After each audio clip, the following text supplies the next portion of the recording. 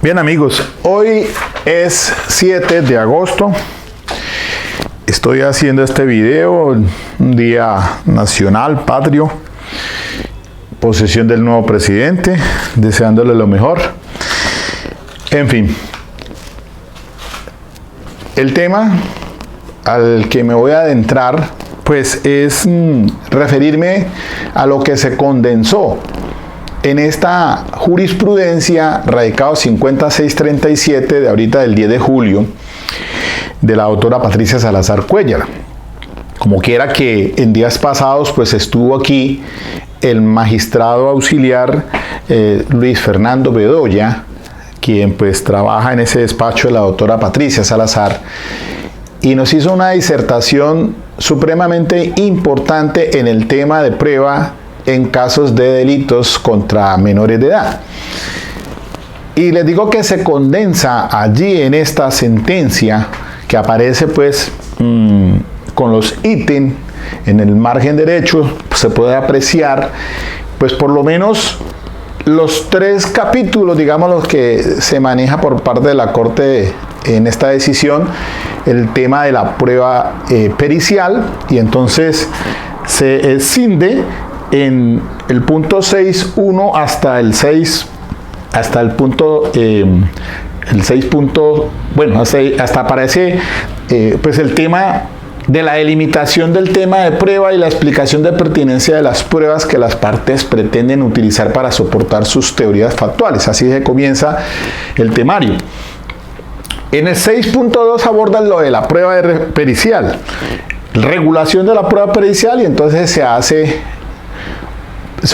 profundiza y se condensa, como les digo, las jurisprudencias de la misma Corte Suprema de Justicia, que hoy por hoy pues entonces se manda un mensaje claro para que los operadores judiciales, para que los fiscales se ajusten a ella, se acoplen, se le dé cumplimiento a estas situaciones, porque pues se vienen presentando irregularidades, sobre todo pues en estos procesos penales que se adelantan cuando se trata pues de delitos sexuales en menores de edad.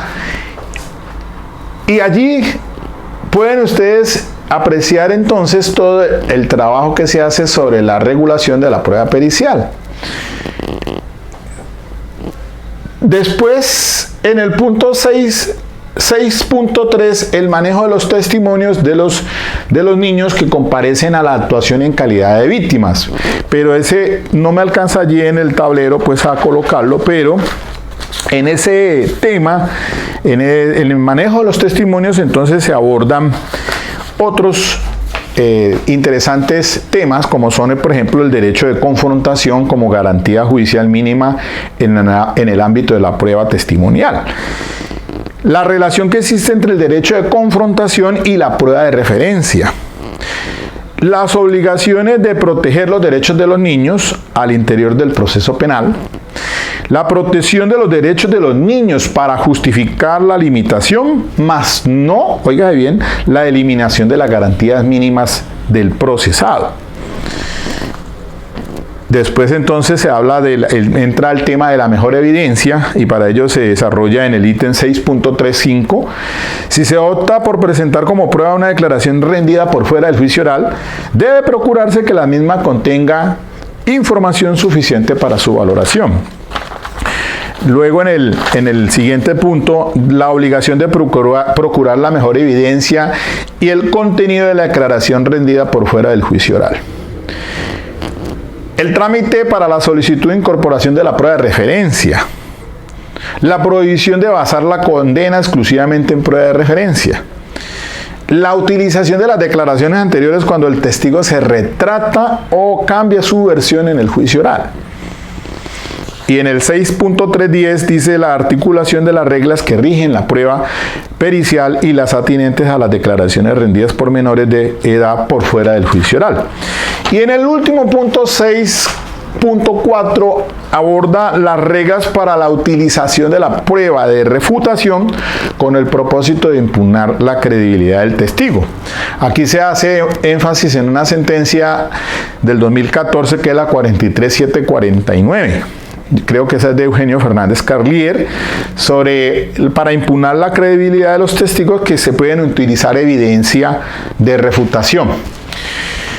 Pues bien, esto amerita pues un repaso porque pues hay temas supremamente interesantes que ya a más de 10 años de vigencia de la ley 906 del 2004, pues por lo menos ha ido matizando la Corte Suprema de Justicia como corte de cierre en nuestro país, Colombia, a fin de que entonces pues se encaucen los funcionarios, llámese pues los fiscales, tanto los operadores judiciales, los jueces, con el cuerpo colegiado, la judicatura, los abogados defensores públicos, los abogados de confianza, los defensores de familia, todas las personas que hacen parte pues integral, sobre todo en este tema que regula la investigación y el procesamiento de personas involucradas en delitos de carácter atentados contra la agresión sexual. Acá en el margen izquierdo les dejo la jurisprudencia que allí se desarrolla, y yo creo que tal vez este audio que estoy haciendo es un preámbulo de por qué pues en realidad no se agota en 45 minutos este tema tan profundo, y yo creo que es mejor como irlo desmenuzando tema por tema, y así vamos a entender y a repasar un poco más esta situación. Por lo menos les digo entonces que miren, allí está entonces en ese orden desde el 2014 hasta el 2018 esas sentencias que aparecen de la Corte Suprema de Justicia, que son las que se refieren y que se hace alusión en esta sentencia reciente, pues la 5637. Como son 150 páginas, pues a mí me tocó ponerme a estudiarla punto por punto, y pues la compilé en mi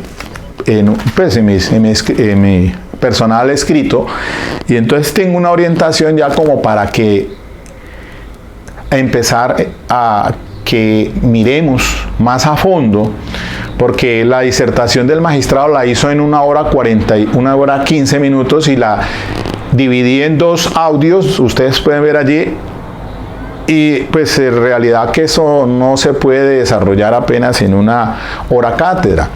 Este tema amerita pues hacerle el seguimiento muy amplio. Yo pienso que de pronto referirme al temario, y entonces lo voy a dejar como un preámbulo para ir entonces desarrollando los aspectos importantes.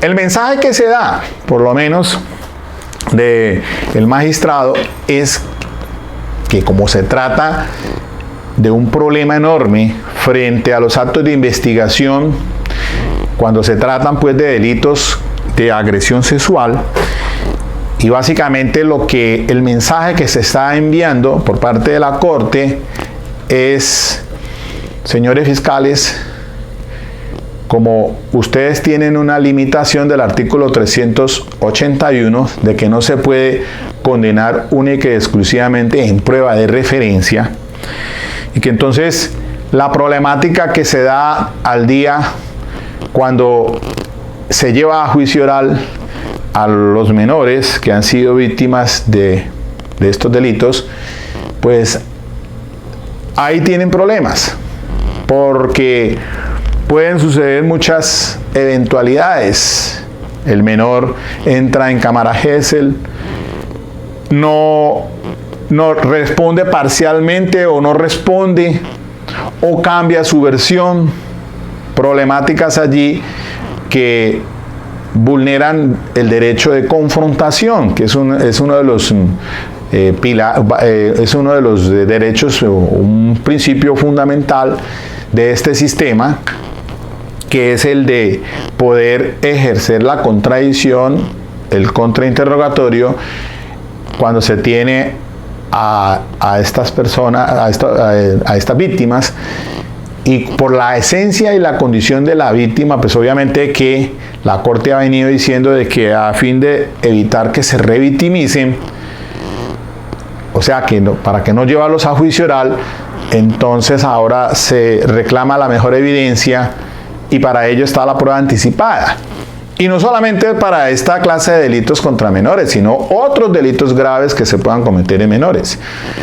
Por ahí ya había yo me había referido a ese tema de la mejor evidencia, que es la prueba anticipada, porque esa prueba se hace inmediatamente ante un juez de control de garantías y se garantizan entonces los principios rectores, como son el de confrontación, el derecho de contradicción, el principio de inmediación, y evitar entonces que se revictimicen llevando a juicio en cámara GCLAC menor, que esa prueba anticipada con todo ese valor entre al juicio en esas condiciones.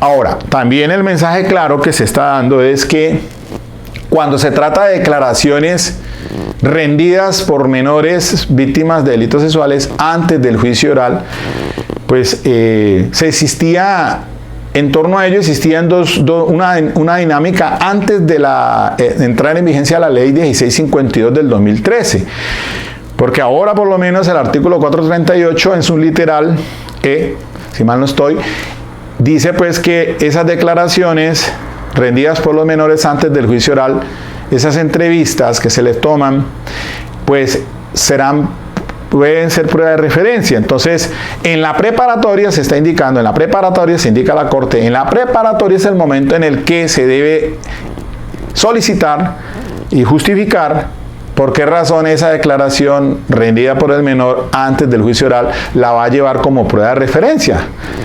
Como el 438 así lo indica, pues está dado que legalmente es permitido. Así el menor vaya a juicio oral.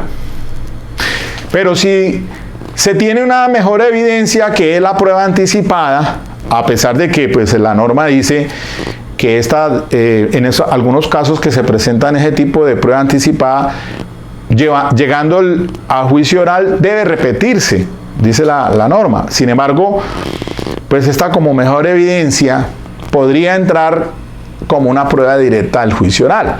Es decir, que no se repita, sino que ella vaya como un elemento de prueba para que entonces se evalúe con los demás insumos que entren al juicio oral. Eso es lo que está indicando la Corte Suprema de Justicia. Señores fiscales, ustedes tienen un problema de regulación legal o tarifa legal menguada, que es la del 381, frente a esas declaraciones que rinden antes del juicio oral y que se llevan a juicio y que no se pueden pues soportar una sentencia, que debe haber otros elementos de materiales de prueba y otros insumos. Entonces, el problema que acompañan de esa prueba de referencia es la prueba pericial. Y entonces ahí viene otro capítulo que es el que ahondó más a fondo la Corte en esta decisión, debido a que pues a la menor se le tomaron diferentes entrevistas revictimizándolo, tanto el ente acusador como la defensa, y que hay problema frente a este tema sobre este asunto de la prueba pericial, porque no sabemos cómo es que en la audiencia preparatoria se debe hacer la solicitud de ella, y entonces habla de ese dictamen pericial que debe componerlo la base fáctica del dictamen y la base técnico-científica. Y apenas venimos nosotros a adentrarnos a temas tan interesantes como son los puntos que se regulan del interrogatorio que se debe hacer al perito del artículo 417 y sobre el asunto de la prueba Nobel del 422, y entonces de cómo usualmente al juicio oral se hacen acompañar de peritos, en este caso los del Instituto de Medicina Legal, el psicólogo forense, el médico legista, pero igualmente se lleva a juicio oral al policía judicial que trabaja en Caibas, que tiene como profesión psicólogo clínico. es el que hace la entrevista de acuerdo al protocolo de SATAC, de Michigan, el paso a paso, y lo llevan a juicio oral. Pero ese no es un perito. Él es un policía judicial el que hace la entrevista, y entonces en relación con el contrainterrogatorio, que también está diciendo la Corte Suprema de Justicia, miren, el contrainterrogatorio es una de las herramientas más importantes que se tiene en este sistema para entonces introducir y al juicio oral, para que el juez tome en consideración aspectos de interés. Dice, y para ello se cita una sentencia 45899. El contrainterrogatorio es el mecanismo idóneo para acopiar información útil para la solución del caso. Y venimos entonces teniendo problemas con los contrainterrogatorios, porque los interrogatorios son, pues en cierta forma, cuando se hacen preguntas abiertas de diga, cómo, cuándo y dónde, pues no tenemos ninguna mayor problemática, pero él sí está en el asunto de hacer el contrainterrogatorio con la técnica, porque pues si se dice que es para refutar, y ya nos han indicado en diferentes seminarios, entonces que pregunte, si usted sabe la respuesta, si usted no sabe la respuesta no pregunte, el tema de que son preguntas sugestivas o que se sugieren, pero que ya va a introducir, que quien las pregunta introduce ya la respuesta, y solamente entonces es para tratar de impugnar credibilidad. Entonces es otro temita allí que también se ha ido manejando muy bien por la Corte Suprema de Justicia en asunto de la impugnación de credibilidad de los testigos. Entonces, miren que aquí lo interesante es que en esta sentencia se vuelve a tocar el tema de la prueba de refutación, que según el 362 de la ley 906, pues dice que las pruebas de refutación irán primero los de la defensa, en fin. Pero les cuento que al inicio del sistema nadie sabía eso. Y yo creo que hasta solamente 10 años después, la sentencia 749 del 2014 es la que reguló el tema de la prueba de refutación, que esa es exclusivamente surge en el juicio oral. De ella no se habla ni se tiene conocimiento en la preparatoria. Nadie va a hablar que prueba de refutación en la preparatoria. Esa surge en el juicio oral. Y aquí viene entonces la Corte otra vez y dice, y explica muy bien, cuando se trata de impugnar, dice, para impugnar la credibilidad de los testigos se pueden utilizar evidencia de refutación. Las reglas para la utilización de pruebas de refutación con el propósito de impugnar credibilidad. Entonces, muy bien, así brevemente, en el tema de la prueba de refutación no es para atacar el tema de prueba, que ese sí se hace en la audiencia preparatoria cuando se decreta, tanto al fiscal como lo que usted va a llevar en defensa, pues usted ya tiene claro, por ejemplo, que usted puede indicar allí, bueno, yo tal testigo lo voy a atacar en el tema de la impugnación de credibilidad por el artículo 403, cualquiera de los ítems, por inverosímil, por mendaz, porque tiene declaraciones anteriores que esas se descubrieron y usted las puede utilizar en el juicio oral, que ni siquiera hay que decretarlas en la preparatoria, sino que simplemente en el juicio puede utilizarla, porque recuerde que las entrevistas son con finalidad de o refrescar memoria o impugnar credibilidad, tanto de entrevistas como los mismos informes que se rinden. Entonces, ya llegado al juicio oral, se ataca, se hace la impugnación de credibilidad con el contrainterrogatorio en el tema de prueba, pero si surge en el asunto ya de la prueba de refutación, que es otra dinámica, y es en el juicio oral que se da cuando se sienta el testigo, y entonces acá dan el ejemplo de ese testigo que afirma que estaba en el lugar de los hechos tal día. Y usted resulta de que tiene allí una constancia que pudo obtenerla y verificar que esa persona no estaba allí sino en otro sitio. Y ahí entonces tendrá que hacerla valer en ese momento como evidencia de refutación para atacar la credibilidad o en ese punto.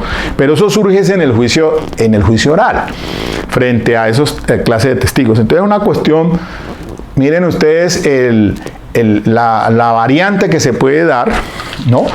Yo les decía un ejemplo también por ahí que se daba y era un caso de un menor acá en infancia y adolescencia, para básicamente puntualizar ese asunto de la prueba de refutación, que eso sí es interesante, que de pronto me detenga un poquito allí, y era que en un homicidio al menor se le involucra, son dos hermanos, uno mayor de edad detenido en estos momentos y el otro menor de edad, y entonces hay un testigo clave, directo, la hermana de los hizo, que vio cuando las características de las personas que matan a esta persona, a su hermano.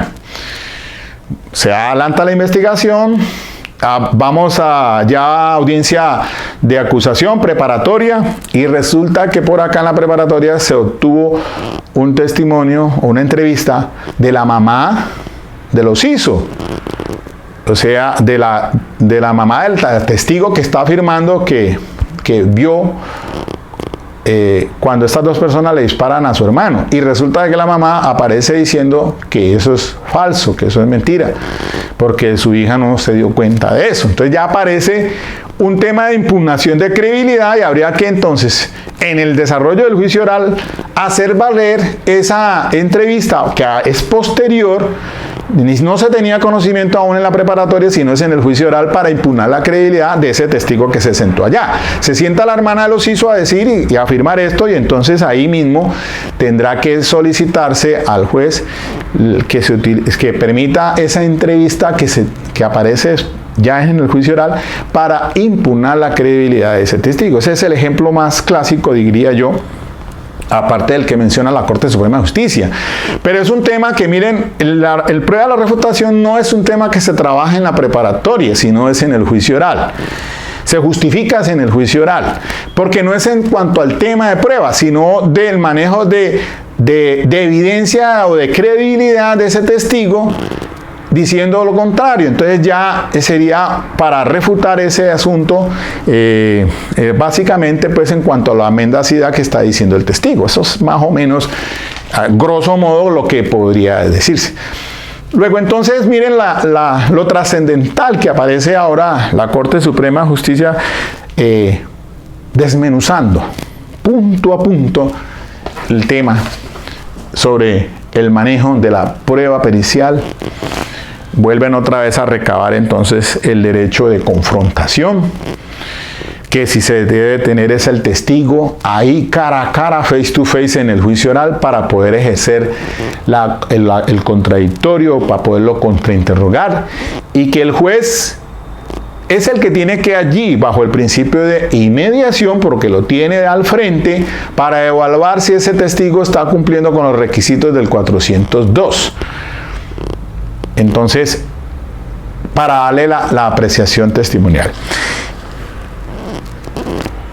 Viene entonces la prueba de referencia, que es menguada. Entonces dice, mire, en este caso, en estos de los delitos, cuando se tratan de menores de edad, pues entonces hay que hacer valer esas declaraciones anteriores al juicio oral allí en la preparatoria, porque la 1652 ahora sí lo indica, y váyase al juicio con más herramientas. Aparte de esa prueba de referencia, de esa entrevista, pues va el menor a juicio oral, pero como les decía, pueden suceder variantes allí en relación con ese menor que entra a cámara Gesell. Entonces, para dar un ejemplo, en el caso de Isidoro, vamos al juicio oral, la menor se sienta en cámara Gesell, la fiscal la interroga, y después entra en ese interrogatorio que le hace la fiscal, las preguntas que le transmite a la defensora de familia que está allí, que es la que hace las preguntas. Le responde a la fiscal, pero empieza a entrar en shock. La defensora de familia entonces concluyó en el interrogatorio que de las preguntas que le pasa a la fiscal, le solicita a la judicatura que se retire la menor, porque ya en 3 ocasiones había entrado en llanto o se quedaba callada, respondió unas cosas, pero se sugiere entonces que se retire, y la judicatura accede a ello, sin que la defensa ejerza el derecho de confrontación.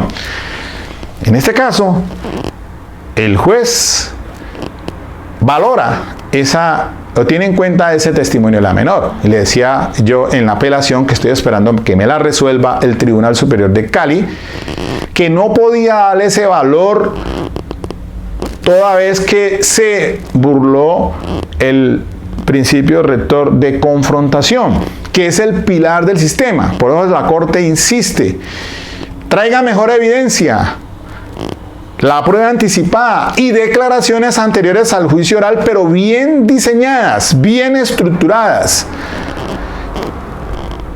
incluso en video, porque decía el magistrado que les daba miedo cuando veían esas investigaciones de la fiscal, esas entrevistas escuetas, sin grabarlas. Entonces, no permite la observación del comportamiento del menor que es víctima, y eso es muy importante. Entonces, si se va a prueba anticipada, váyase con la mejor evidencia. Si se va a hacer declaraciones antes del juicio oral, váyase con la mejor evidencia. Y permita entonces que también la defensa ejerza el derecho de confrontación. Eso se puede dar ante el juez de garantías.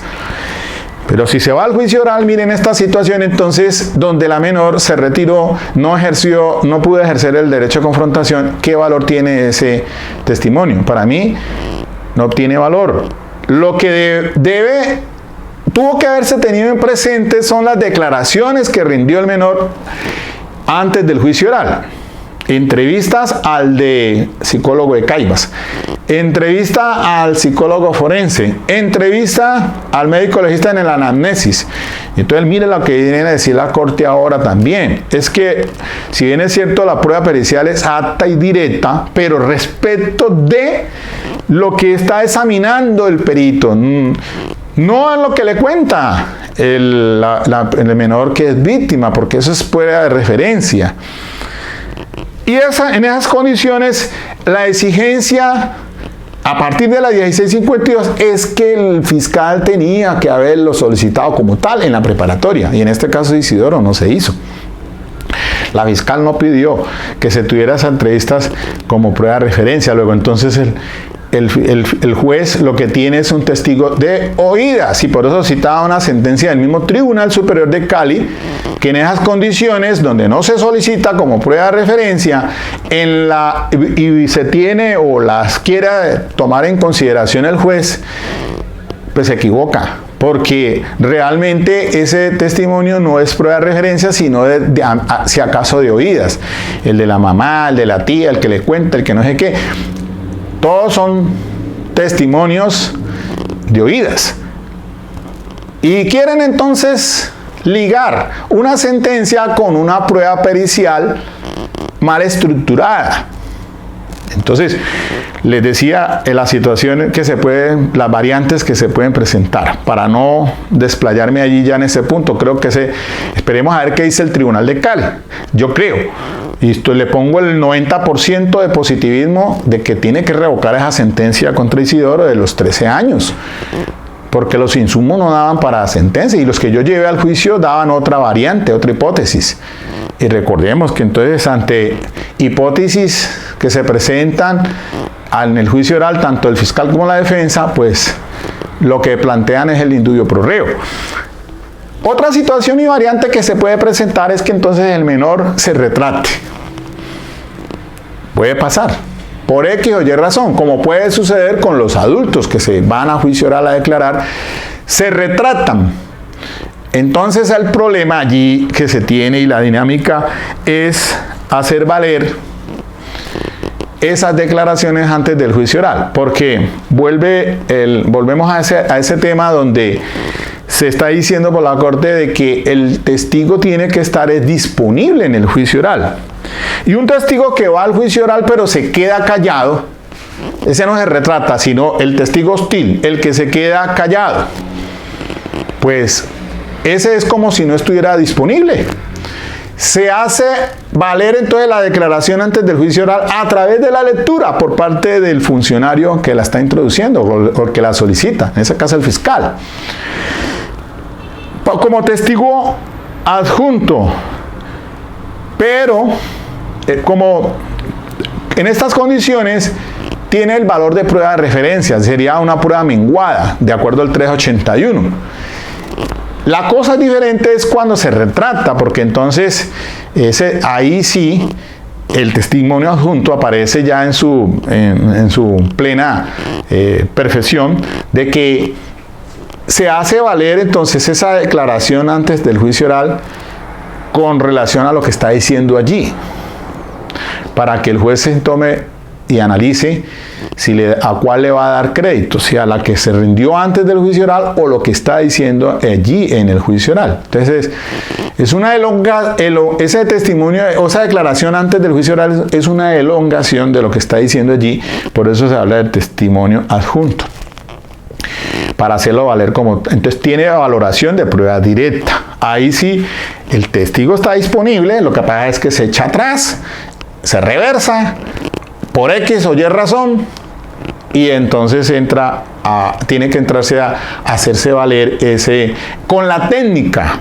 Y hay problema también entonces allí cuando se trata de sentar las bases probatorias para poder entonces hacer utilización de la respectiva documentación. Pero mire que en este ejercicio del día a día estamos cada vez aprendiendo más.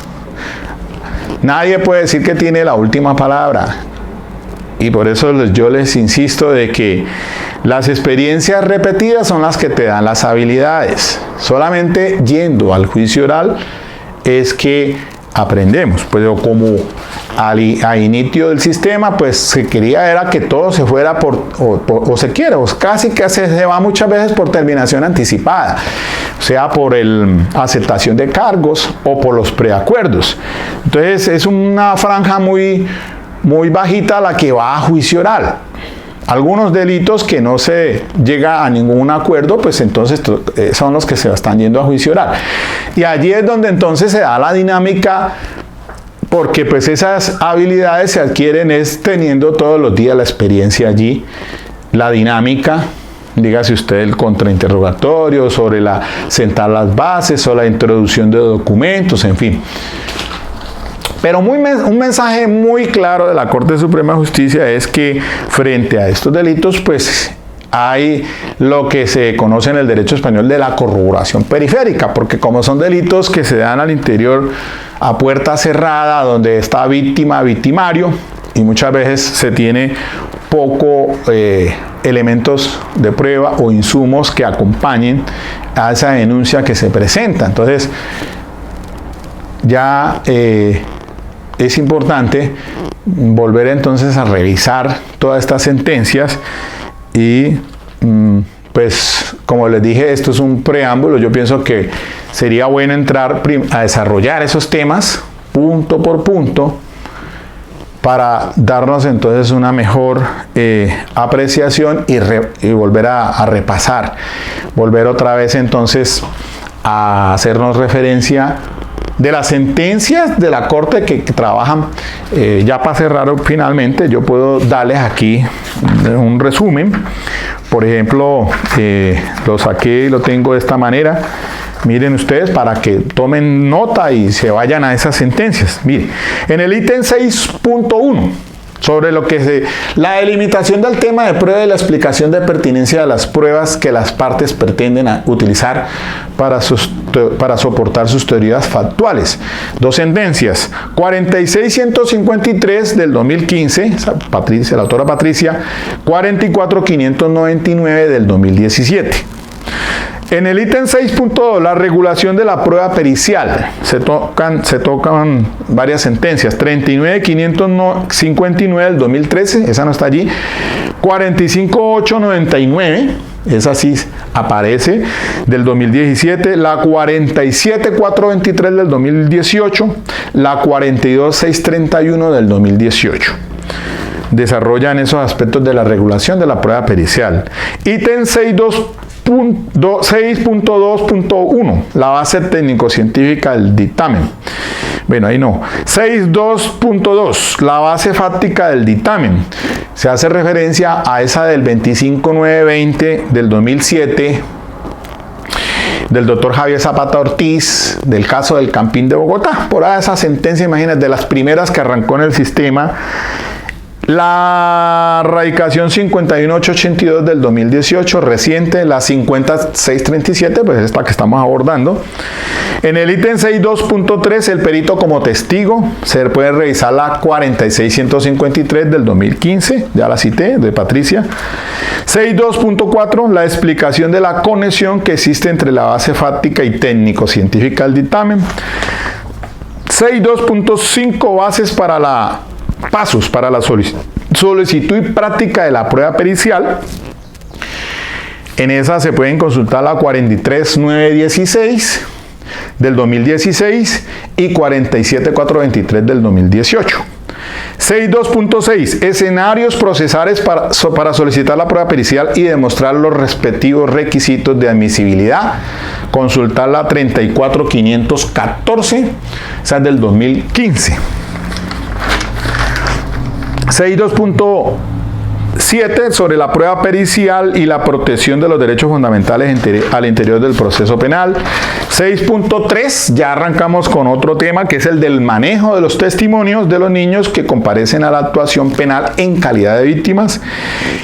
El ítem allí no aparece ya porque no me cupo, pues el ítem 6.3.1 es el derecho a la confrontación como garantía judicial mínima en el ámbito de la prueba testimonial, y aquí se refiere a la 43866 del 2016, una también muy importante decisión de carácter sexual, esa es también de la doctora Patricia. Todas estas básicamente son sentencias de la doctora Patricia Salazar, una que otra por ahí de otro magistrado, pero recordemos que el doctor Luis Fernando Bedoya, que es el magistrado auxiliar de esta sala, es el partner allí de la doctora Patricia Salazar, el hombre de atrás, digo yo, el jurídico. Y obviamente que la doctora Patricia Salazar, brillante, y pues por supuesto su equipo de trabajo, es que digámoslo así. Bien, en el ítem 6.3.2, la relación que existe entre el derecho de confrontación y la prueba de referencia. Mire, la sentencia, volvemos a la 46153 del 2015. En el ítem 6.3.3, la obligación de proteger los derechos de los niños al interior del proceso penal. Otro tema interesante. Sentencia 44056 del 2015. Y aquí también se habla del principio pro infans, sentencia C-177 del 2014, que fue la que declara exequibilidad de la ley 1652 del 2013. La tutela 078 del 2010 y la tutela 117 del 2013. Ítem 6.3.4. La protección de los derechos de los niños puede justificar la limitación, mas no la eliminación de las garantías mínimas del procesado. Volvemos a la 44056 del 2015, 43866 del 2016, que es la que maneja el asunto de la prueba anticipada, que como mejor evidencia. El 6.3.5, si se opta por presentar como prueba una declaración rendida por fuera del juicio oral, debe procurarse que la misma contenga información suficiente para su valoración. Y aquí hace énfasis en la mejor evidencia, que es la sentencia reciente 51410 del 2017 y la 45899 del 2017. En el ítem 6.3.6, la obligación de procurar la mejor evidencia y el contenido de la declaración rendida por fuera del juicio oral. Vuelve a las sentencias 51410 del 2017, la 45899 del 2017 y la 47423 del 18. Esa 47423 aborda el asunto de las declaraciones que de acuerdo a la SBA y el CBSA. La primera, pues las siglas traducen Statement Validity Assessment. Y la otra es Criteria Based Content Analysis, o sea, criterios basados en el análisis de contenido, el CBSA. y la otra pues la validez de la asistencia en la declaración. Bueno, 6.3.7, el trámite para la solicitud e incorporación de la prueba de referencia. Volvemos a la 44056 del 2015 sobre el valor de las declaraciones antes del juicio oral de los niños víctimas de delitos sexuales. Entonces, que insiste que si en la prueba, en la preparatoria se debe solicitar, de acuerdo pues que la ley 1652 del 2013 regula como prueba de referencia, fue modificado el 438, en fin, etcétera. Ítem 6.3.8, la prohibición de basar la condena exclusivamente en prueba de referencia, y se cita la 43866 del 2016. 6.3.9, la utilización de declaraciones anteriores cuando el testigo se retracta o cambia su versión en el juicio oral. Consultes entonces la 44950 del 2017 y la 44056 del 2015 también. Y en el ítem 6.310 dice la articulación de las reglas que rigen la prueba pericial y las atinentes a las declaraciones rendidas por menores de edad por fuera del juicio oral. Por último, el ítem 6.4 sobre las reglas para la utilización de prueba de refutación con el propósito de impugnar credibilidad del testigo. Entonces ahí cogemos la 43749 del 2014. Otra vez la 45899 del 2017, esto del que el contrainterrogatorio es el mecanismo idóneo para copiar información útil para la solución del caso. La 49405 del 2017, que son los límites para impugnar el testigo en los términos del artículo 403. Bueno, mis queridos amigos, colegas, este día patrio hoy, pues en posesión del presidente, el nuevo presidente de Colombia, pues entonces me vine a hacer este video a fin de empezar pues a proyectar. Creo que es importante, en ese orden vamos a mirar a ver pues a desplegar estos temas de la misma Corte Suprema de Justicia, y con casuística pues iré pues haciendo los respectivos comentarios del caso, y entonces se los dejo, lo consensúo, lo socialicémoslo. Pienso que eso está fresquito. Es necesario ir a esa sentencia 5637, les insisto, porque es la compilación entonces de esta jurisprudencia en estos tópicos supremamente importantes y el mensaje que está enviando la Corte para que se corrijan los errores que se están cometiendo cuando se trata de investigaciones en delitos de carácter sexual contra menores de edad. Y también, mire, queda abierta la puerta porque no solamente pueden ser solamente en casos de delitos sexuales contra menores, sino que haya otros delitos graves también contra menores. Entonces es la misma dinámica para este asunto. Entonces pienso yo que esto es supremamente interesante, importante, y pienso pues que la línea jurisprudencial más clara que tenemos en este momento es la herramienta jurídica que tienen los funcionarios. Créanme que en la conferencia, en la disertación que tuvimos la oportunidad de asistir acá en Cali con el doctor Luis Fernando Bedoya, que la judicatura pues nos hizo partícipe de ella, pero con las preguntas que hicimos, lo único que nos queda claro es que esto no está claro. Todavía hay cosas que despejar, hay asuntos que tenemos que empezar pues a puntualizar para que esto vaya engranando mejor. Este es un sistema de tendencia acusatorio pues que nos cogió, a algunos pues ya más que a otros en desventaja. Yo pienso que la nueva generación que viene van a ser los que van a tener pues más claridad sobre esto.